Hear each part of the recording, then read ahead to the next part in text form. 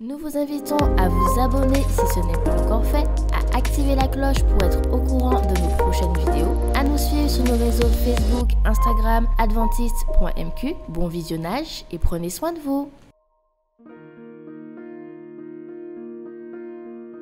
Vous avez besoin d'aide. Vous souhaitez vous entretenir avec un pasteur, un psychologue, un conseiller en relation d'aide. La cellule d'écoute de la Fédération des Églises adventistes du 7e jour de la Martinique est à votre disposition, 7 jours sur 7, de 8h à minuit, au 0805 288 394. Cet appel est gratuit.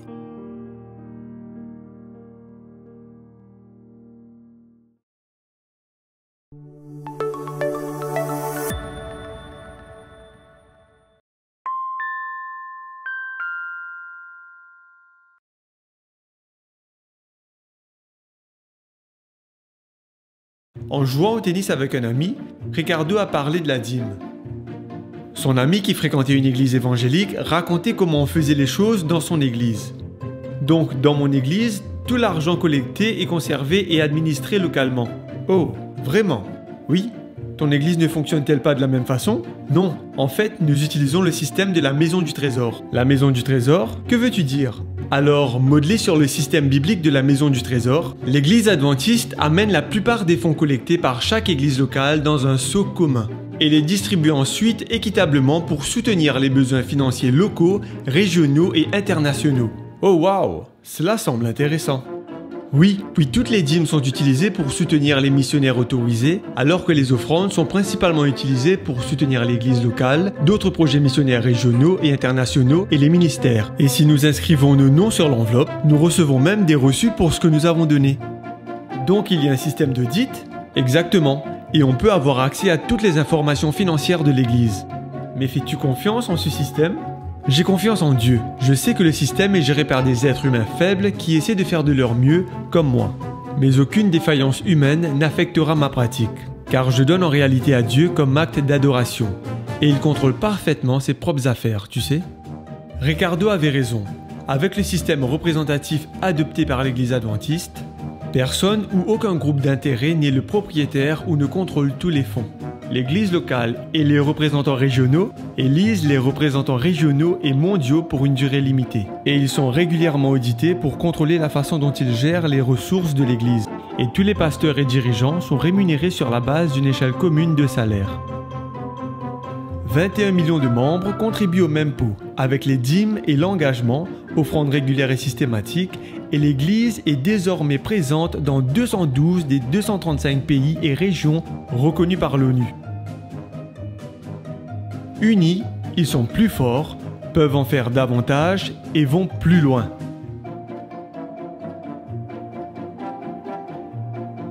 Alors que vous rendez vos dîmes et que vous donnez votre engagement, priez pour ceux qui n'ont pas reçu le message du salut, afin qu'à travers cet acte d'adoration, nous puissions les toucher.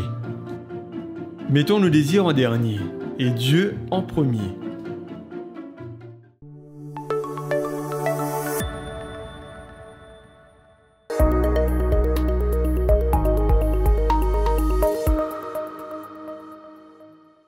Mes frères et sœurs, c'est vraiment un plaisir pour nous d'être rassemblés ensemble en ce jour de sabbat.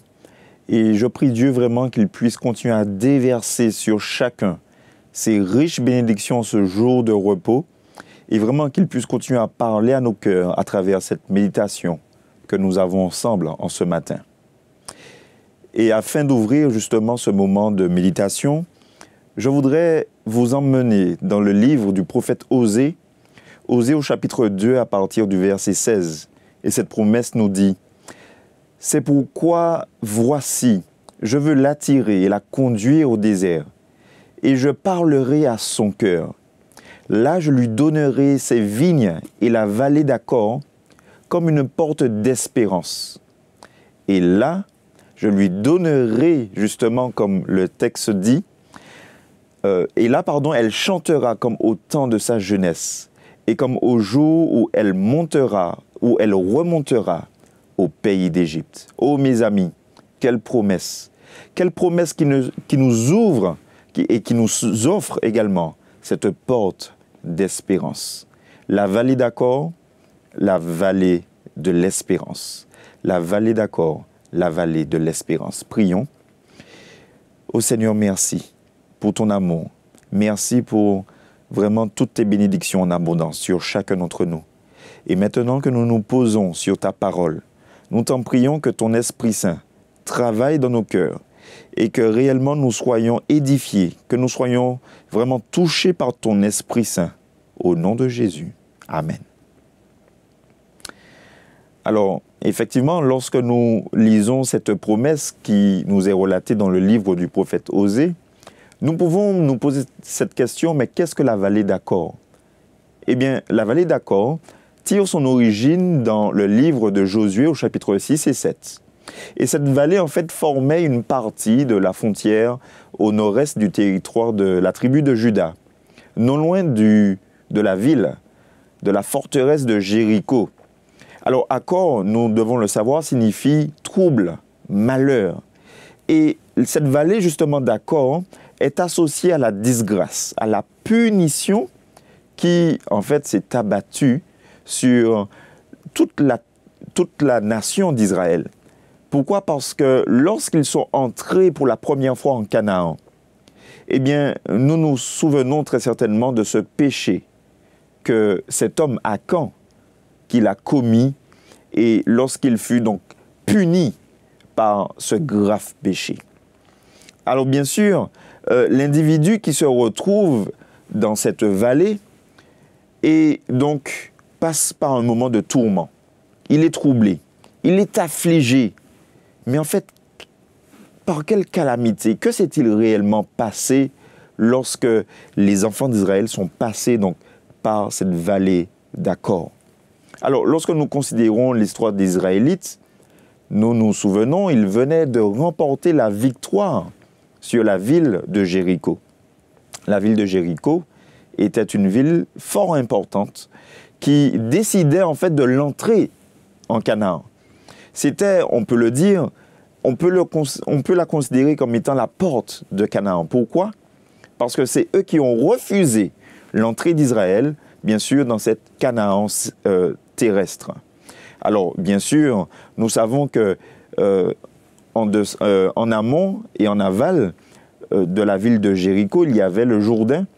Et Jéricho, en fait, constituait pratiquement la seule entrée dans cette contrée du pays de Canaan. Alors, bien sûr, Jéricho est réputé pour ses murailles épaisses. Mais ce que nous devons savoir également, c'est que plusieurs fouilles archéologiques ont révélé que ces murailles, en fait, ont été érigées, tenez-vous bien, avec des sacrifices humains. Donc, même dans la fondation de ces murailles, et certains squelettes d'enfants ont été retrouvés dans la fondation de ces murailles. Oh, mes amis, nous pouvons déjà faire une analogie avec le royaume de l'ennemi. Ce royaume qui est si fort, qui est si vaste, qui est si puissant à vue humaine. Mais, mes amis, nous devons savoir que même si l'ennemi, dans son royaume, veut attirer les enfants de Dieu, même si l'ennemi veut retenir captif la nation divine que nous sommes, nous devons comprendre que rien n'est perdu. Et je dis amen à cela. Parce que de la même manière que Jéricho fut terrassé par la force divine, eh bien nous savons également que nous avons la victoire par Jésus-Christ, notre Seigneur et Sauveur. Alors bien sûr, le caractère de cette victoire était également la consécration que Dieu voulait pour son peuple. Et c'est bien pour cela que, à plusieurs reprises, la répétition du chiffre 7 jonche le récit de la prise de Jéricho. Nous savons qu'il y a eu 7 prêtres, il y a eu également 7 trompettes pendant 7 jours, et bien sûr 7 circuits le 7e jour. Et donc la destruction de cette ville de Jéricho peut constituer, nous pouvons le voir ici, constitue une prophétie pour la fin des temps. Lorsque les 7 anges, mes amis, sonnent de la trompette dans le livre de l'Apocalypse, lorsqu'elles sonnent ces trompettes, c'est-à-dire il y a eu aussi les 7 trompettes du jugement, c'est pour annoncer également les 7 fléaux, les 7 sceaux. Et donc, c'était contre quoi? Bien sûr, c'est contre quoi? La parole de Dieu nous révèle dans le livre d'Apocalypse que c'est contre la cité de Babylone. Et nous savons que cette Babylone s'écoulera un jour. Et des cris de joie s'élèveront dans le ciel.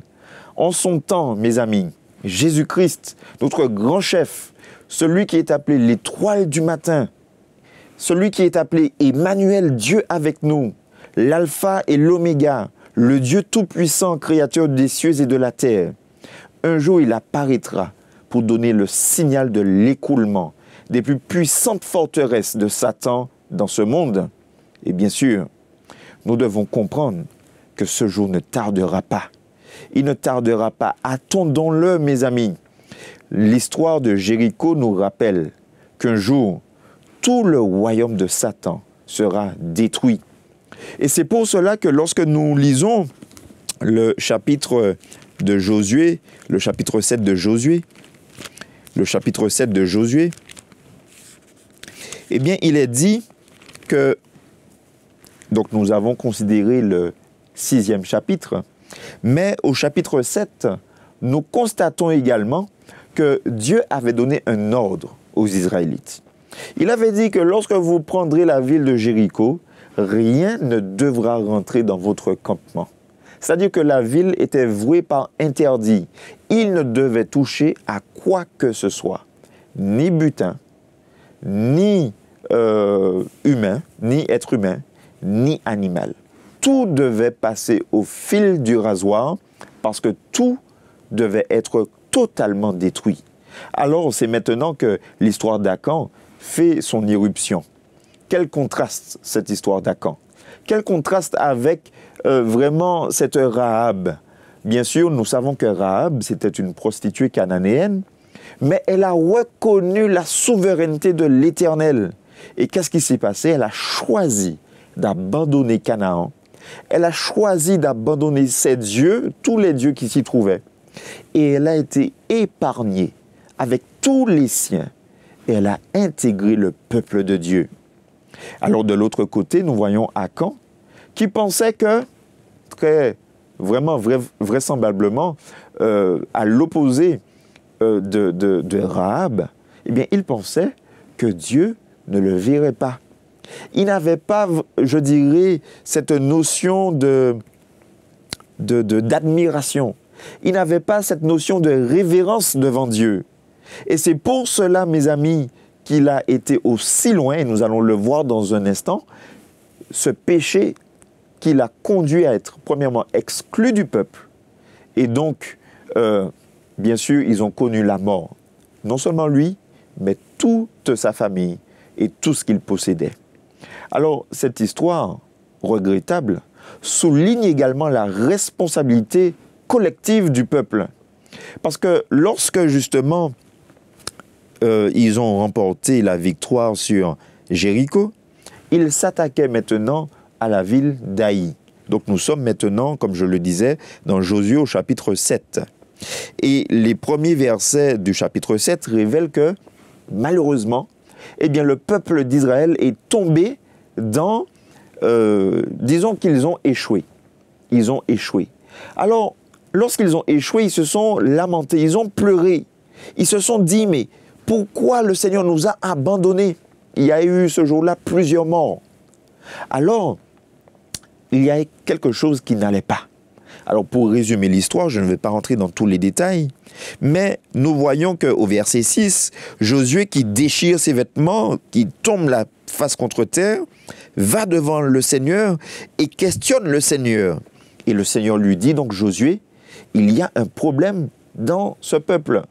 Et ce que je disais, c'est que, en fait, le peuple n'a pas été soutiré, je dirais, par Dieu. Ils ont connu la défaite. Et c'est pour cela, comme je disais tout à l'heure, qu'un péché pour un homme a impacté la totalité du peuple. Et cette histoire donc souligne la responsabilité, comme je disais, du peuple. Des centaines de milliers d'Israélites avaient obéi d'une manière stricte aux injonctions divines, d'accord? Mais un seul péché a conduit à la défaite du peuple. Tous étaient considérés comme étant infidèles devant Dieu parce que le peuple s'est retrouvé défait devant le peuple d'Haï. Alors, mes amis, nous savons bien sûr que le salut est individuel, mais nous devons garder à l'esprit également que Dieu reviendra chercher une épouse sans rides, une église sans tache, et que nous devons dès à présent, dès aujourd'hui, nous serrer les coudes afin d'acclamer le Seigneur quand il reviendra en tant qu'église, non seulement église militante, mais église triomphante. Alors, lorsque nous continuons, le chapitre 7 nous raconte donc, comme je disais, la défaite d'Israël à cause d'Akan. Et donc, ce chapitre 7, remarquez bien, se trouve entre les chapitres 6, la victoire sur Jéricho, et le chapitre 8, la victoire sur la ville d'Haï. Donc, le chapitre 7 interfère entre deux victoires et nous fait remarquer que Dieu n'est pas un Dieu, mes amis, qui va soutirer le péché. Parce que sa préoccupation première n'était pas la gloire d'Israël, mais c'était l'honneur de son nom et la sainteté de l'alliance qu'il avait passée avec son peuple, avec le peuple d'Israël. Et donc, l'histoire sacrée a un caractère sobre et réaliste. Donc, le chapitre 7, mes amis, recentre la folle épopée, je dirais, l'épopée remarquable, l'épopée majestueuse du peuple d'Israël dans la conquête de Canaan terrestre, dans le contexte, en fait, de la guerre cosmique. Parce que notons bien que, malgré l'accès au salut que nous avons par Jésus-Christ, jamais notre vigilance ne doit faillir. Alors, c'est vrai que, de victoire en victoire, le peuple d'Israël a conquis cette terre de Canaan terrestre. Mais nous devons comprendre également, mes amis, que même si nous avons la victoire sur le péché par Jésus-Christ, nous devons être vigilants. Car tout comme Israël, nous avons une tendance tout comme eux, parce que nous sommes, c'est vrai, pécheurs. Et beaucoup, mes amis, se laissent aller, se laissent succomber, parfois volontairement, dans la tentation. Donc, cette histoire est un avertissement pour vous et moi. Un avertissement à la vigilance, puisque le tentateur, nous le savons, ne se repose jamais. 1 Pierre 5, verset 8 nous dit qu'il rôde, il guette, il regarde partout pour voir qu'il peut dévorer. Alors, comment ont-ils fait pour en arriver là? Alors, premièrement, nous voyons que dans les premiers versets du chapitre 7, nous ne voyons pas de référence à la prière. Encore bien plus de la part de Josué, le chef de la nation, comme s'ils se reposaient sur leur laurier. La victoire de Jéricho étant magnifique, majestueuse, retentissante, ils étaient maintenant sûrs d'eux. Nous voyons également qu'ils ont refusé de reconnaître leur péché, puisque nous voyons qu'au verset 11, le péché d'Akan est pratiquement passé pour inaperçu. Nous voyons également le vol. Le péché du vol est abominable devant Dieu. Le verset 21 en parle. Mais par-dessus tout, mes amis, il y a une attitude générale, au verset 22 du chapitre 7, qui doit attirer notre attention. Les Israélites semblent n'avoir plus besoin de Dieu, parce que pour eux, tout était magnifique jusque-là.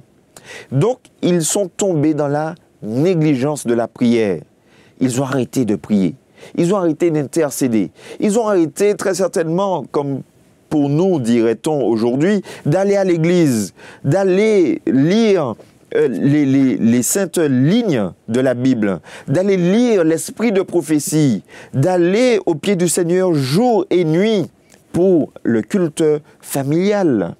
Oh mes amis, ils ont négligé justement cette vie de prière. Mais finalement, nous constatons qu'ils étaient désespérés devant l'échec. ils n'ont pas reconnu leur tort. Mes amis, l'objectif du diable était atteint. Je répète, l'objectif du diable était atteint. Parce que dans ce contexte présent, Israël se trouvait précisément dans la vallée d'Accord, c'est-à-dire la vallée du trouble.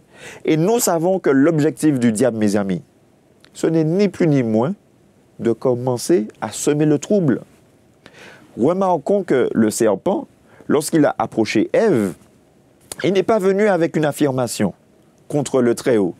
Il n'est pas venu avec un visage découvert de ses intentions, mais il est simplement venu avec une question.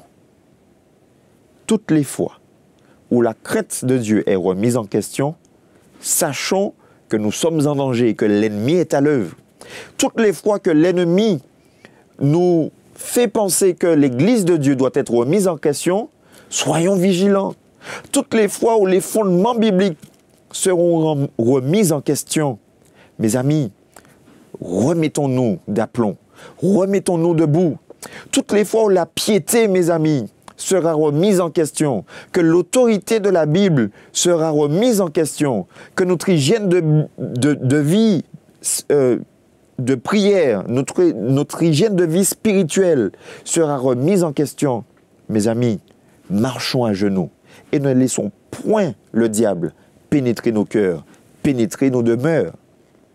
Le péché d'Achan, mes amis, c'est résumé par ces quelques mots lorsque il déclara à Josué, c'est vrai, au verset 20, « C'est moi qui ai péché contre l'Éternel, le Dieu d'Israël, et voici en détail ce que j'ai fait. » Il dit, au verset 21, « J'ai vu dans le butin un manteau de chinéar, d'une rare beauté, ainsi que 200 cycles d'argent et un lingot d'or, pesant à lui seul 50 cycles.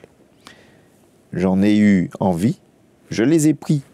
Ils sont maintenant cachés en terre à l'intérieur de ma tente, l'argent par-dessous. » Mes amis, remarquons ici que Achan est tombé dans le péché qui fait référence au 10e commandement. Tu ne convoiteras point.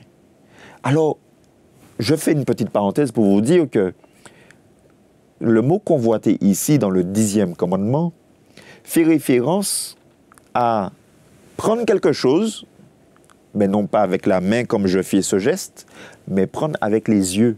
C'est ce que veut dire l'étymologie du mot convoiter dans le contexte du 10e commandement. Tu ne convoiteras point. Mes amis, lorsque nous commençons avec les yeux à chérir quelque chose qui ne nous appartient pas, nous sommes en danger.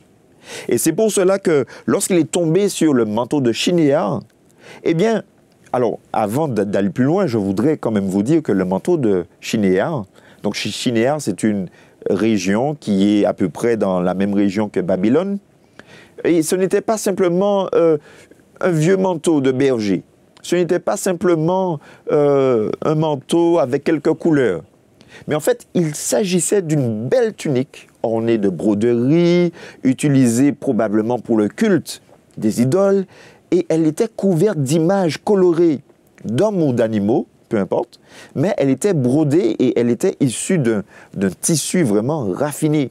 Elle était même parfois ornée de joyaux dont certains avaient un prix très élevé.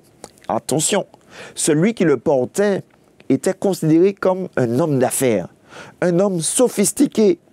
Donc lorsqu'Achan a vu ce beau manteau, très certainement qu'il s'est dit « Je veux être considéré comme un homme à succès, comme un homme chic, un homme élégant, un homme vraiment avec un certain renom. » Achan a commencé, mes amis, à rechercher la position.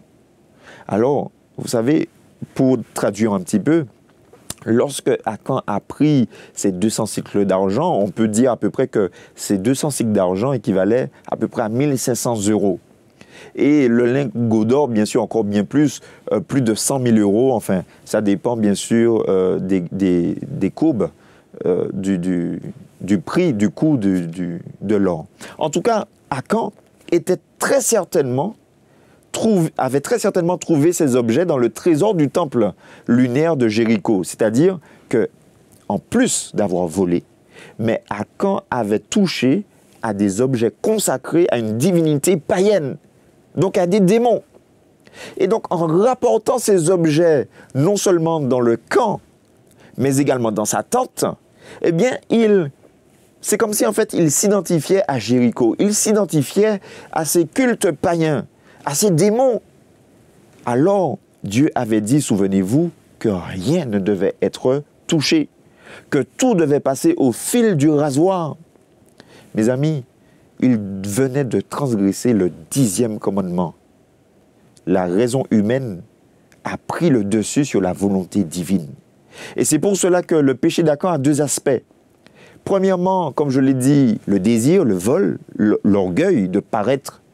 Mais également, nous devons comprendre que lui-même, sa tente et sa maisonnée, eh bien, ont contribué à remettre au sein du peuple de Dieu qui devait être purifié, qui devait être sanctifié, avec cette étape de la ville de Jéricho où le chiffre 7 était omniprésent, eh bien, Akan avait remis le culte des idoles au sein du peuple de Dieu.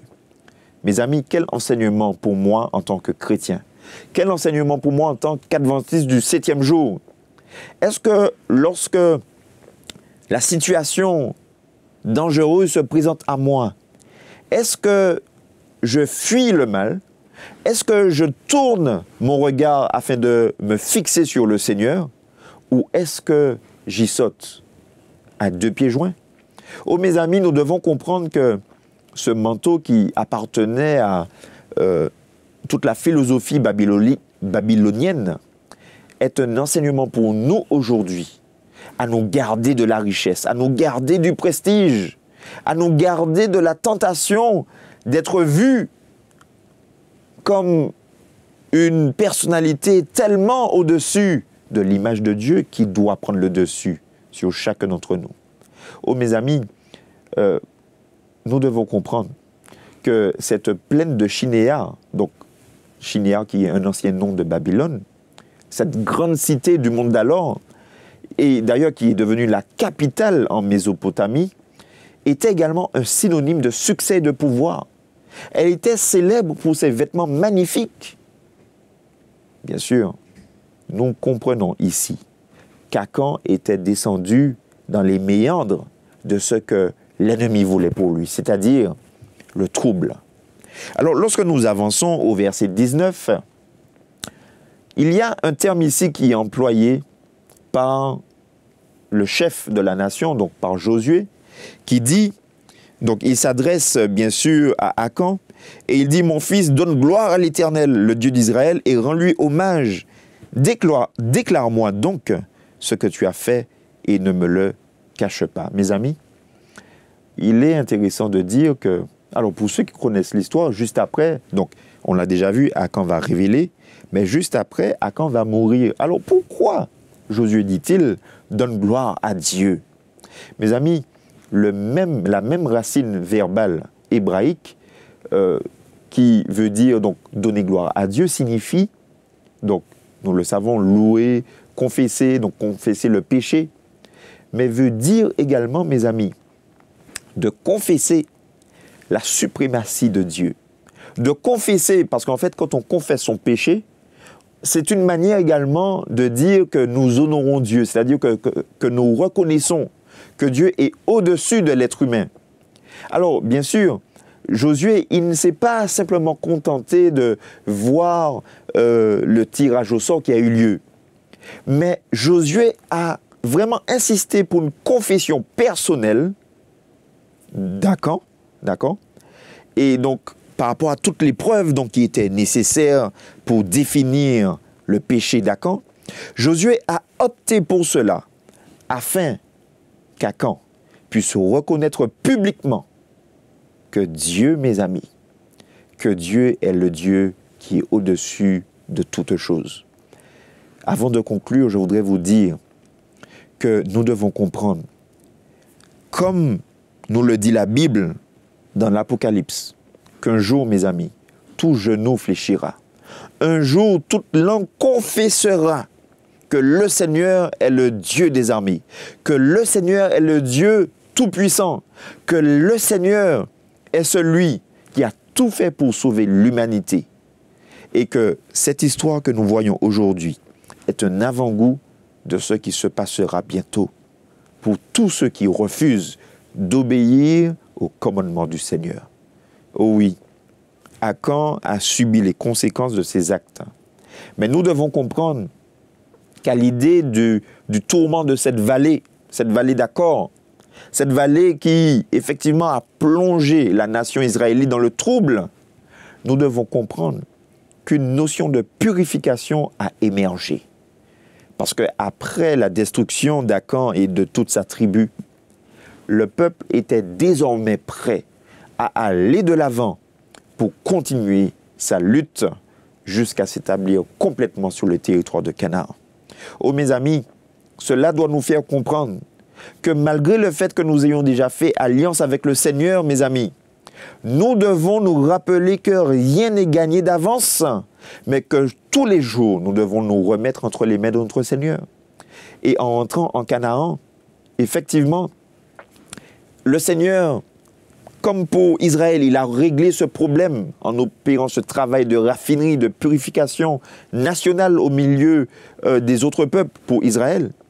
Mais un jour, mes amis, nous devons comprendre que les rebelles, les transgresseurs, tous ceux qui ont profané le nom du Seigneur seront effacés de la surface de la terre. Oh, mes amis, par conséquent, nous devons avoir toujours à l'esprit que Dieu est celui qui doit régner sur nos cœurs, et je dis amen à cela. Et c'est pour cela que la suite de la promesse que nous voyons aujourd'hui dans Osée nous dit que le Seigneur parlera au cœur de ses enfants, au verset 16 du chapitre 2 d'Osée. Il parlera à notre cœur et il dit qu'il donnera ses vignes à tous ses enfants. Mes amis, la vallée d'Akor ne sera plus appelée vallée d'Akor, vallée du trouble, mais sera un jour appelée la vallée de l'espérance, la porte de l'espérance. Akor deviendra finalement le lieu de repos pour tous ceux qui se seront confiés dans le nom du Seigneur. Et oui, ce jour-là, mes amis, comme nous le promet ce verset 17, nous pourrons à nouveau jouir du fruit de la vigne avec notre Seigneur, notre Dieu. Lui qui a fait couler son sang pour chacun d'entre nous, eh bien, nous pourrons s'asseoir avec notre Seigneur afin, pour l'éternité sans fin, d'être à ses côtés et de vivre ensemble dans l'amour de notre Dieu. Prions ensemble. Seigneur notre Dieu, oh oui, c'est vrai. Peut-être que nous passons actuellement dans une vallée d'Akor, cette vallée de trouble, cette vallée de conflit, cette vallée, Seigneur, de désespoir, cette vallée, Seigneur, qui est sans dessus-dessous. Oh, mais nous savons que si nous restons accrochés à tes commandements, accrochés à ta parole, nous savons sûrement que la victoire est au bout. Nous savons sûrement, Seigneur, que nous pourrons traverser cette vallée, que nous pourrons, Seigneur, être érigés en tant qu'un vainqueur portant le nom de Dieu sur nos fronts et sur notre main droite. Ô Seigneur, je te prie de bénir chacun de tes enfants. Que tu puisses, Seigneur, nous redonner en ce sabbat, vraiment de pouvoir compter sur tes bénédictions, de te faire confiance tous les jours de notre vie, pas à pas. Et que réellement, Seigneur, nous puissions entrevoir cette porte de l'espérance, cette vallée de l'espérance qui n'est plus la vallée d'Akor, mais qui est désormais cette porte qui nous ouvrira le salut éternel. Que ton nom soit élevé, que ton nom soit béni dans la vie de chacun de tes enfants, au nom de Jésus. Amen.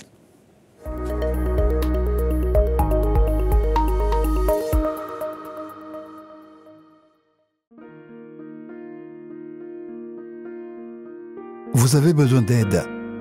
Vous souhaitez vous entretenir avec un pasteur, un psychologue, un conseiller en relation d'aide, La cellule d'écoute de la Fédération des Églises adventistes du 7e jour de la Martinique est à votre disposition, 7 jours sur 7, de 8h à minuit, au 0805 288 394.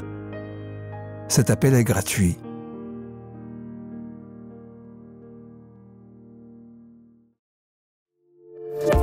N'oubliez pas de vous abonner si ce n'est pas encore fait, de liker et de partager avec vos amis si cela vous a plu. À bientôt pour une prochaine vidéo.